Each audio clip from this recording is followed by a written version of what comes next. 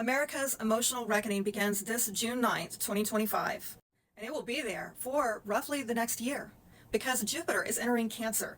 Jupiter, the planet of expansion, growth, well, it's entering into the sign of Cancer, which is like the mother of the zodiac. It represents nurturing, home life, and Jupiter will stay in this placement until June 30th of 2025. The sign of Cancer represents home, family, emotional security, your private inner world, and yes, the maternal archetype. And so for the US, this marks a transit that starts in the 7th house, but will end up in the 8th. And these are the realms of contracts, alliances, power, secrets. This is more than just a shift in the stars, it's an emotional reckoning. And it begins now. Nationally, here's what's coming. We have contracts and alliances that have maybe become old and dated. Well, they're going to start to unravel. Foreign deals, allies, trade agreements, and public trust are probably going to face some level of emotional backlash. People are going to begin to ask, who really has our back? As Jupiter enters the 8th house on April 5th, 2026, expect mass exposure of financial secrets and maybe even sexual secrets. It might tie back to Epstein. It might tie back to our greatest ally. It might also tie back to this big, beautiful bill that just recently passed in the weeks preceding this transit. I mean, think about it. The big, beautiful bill, it's really a feel-good headline, is it not? And, this is a package that just passed in May. And it offers some really feel-good tax breaks to the elderly, to people that work on tips.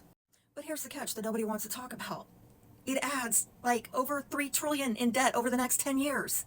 It also fails to address the Doge cut. So apparently, I guess that was all showtime or political theater, whatever Elon Musk was doing, because apparently none of it's going to stick. According to this bill, it just all gets funded all over again.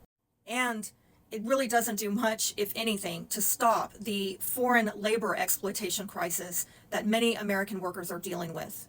That's been stealing our jobs and suppressing our wages. So the illusion is we're saving you money, but the reality is you're footing the bill.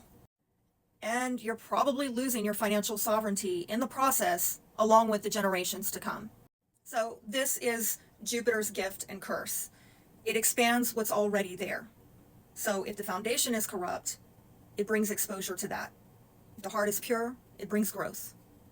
Now, during this transit over the next year, we are likely to see a return to our roots and probably a rise in fertility rates. Maybe we'll see, government offering tax incentives for young families, which there has been talk of. And spiritually, there might even be a deeper reasoning to this, that we have more souls coming in to help usher in the raising of consciousness and shifting the vibration.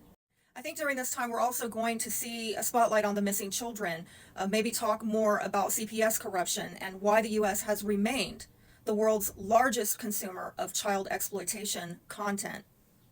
We could also see a resurgence of feminine energy. Now, just keep in mind, I've talked in previous videos about Saturn and Aries maturing the masculine, so we've got that going on concurrently. But Cancer Sun and Cancer Rising signs, along with maternal figures and heart-centered leaders, are going to probably really step forward and step up during this next year, and not in a loud way or a dramatic way, but in a powerful way in their presence. Homemaking, homesteading, and ancestral skills are likely to surge under this transit because Americans will instinctively start to feel like what's broken out there must be rebuilt in here. Home-based businesses and trades that protect or repair the home, like, say, carpentry, plumbing, gardening, herbalism, those are likely to thrive under this transit. And I think these are the new gold mines. Personally, over the next year, you may feel a stronger pull to reconnect with your family, your lineage, and even the land. You could feel a deep emotional need to cut false contracts, especially in relationships, business, or ideology. You could feel a stronger urge to protect your children, your home, your body, not out of fear, but out of love. And emotional memories may resurface. And this is not about regressing, it's about retrieval. Jupiter is giving us a chance to reclaim our power from the past. Ways to use this energy wisely. Well, number one, secure your home physically and spiritually.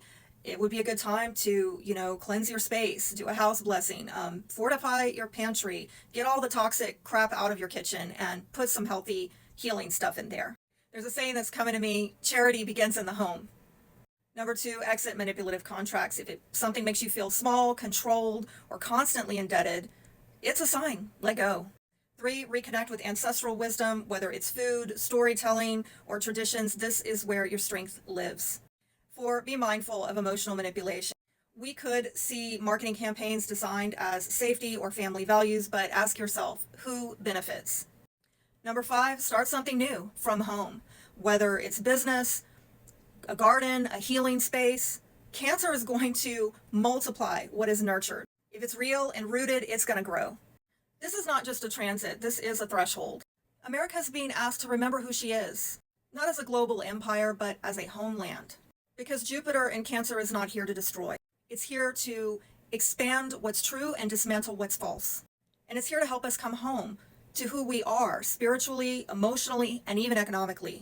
Because this time, the revolution starts with the hearth. And the most radical thing you can do is remember what makes you feel safe, whole, and free.